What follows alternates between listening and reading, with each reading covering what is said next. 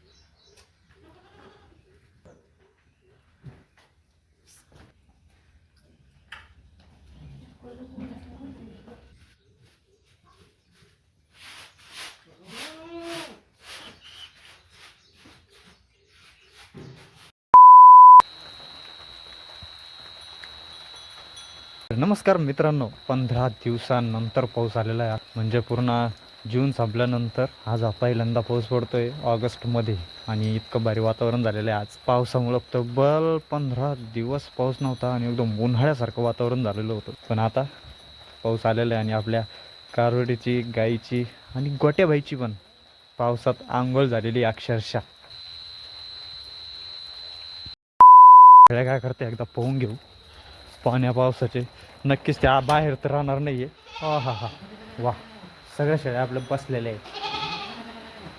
काय आहे हां,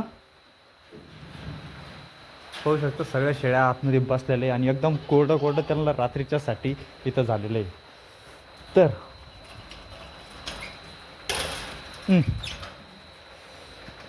तर विषय असा आहे,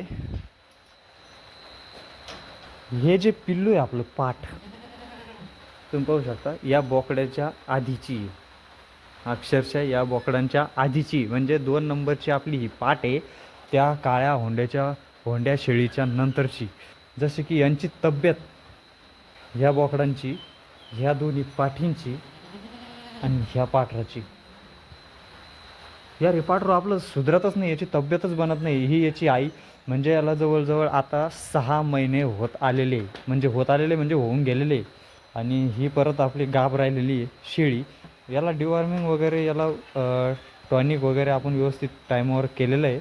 याचा प्रॉब्लेम आपल्याला काही समजला नाही. पण आपण एक गोष्ट लक्षात घेतलेली आहे, यावरती आता ठाम आहे की याची तब्येत आपल्याला सुधारायचीच आहे इथून पुढे. पाहू किती दिवसात, कारण आपल्या बोकडांची आणि या पाठींची पण तब्येत एकदम खराब झालेली होती. पण आपण त्यांच्यावर काम करून त्यांना खुराक वगैरे व्यवस्थित देऊन त्यांची तब्येत आपण सुधरवलेली आहे.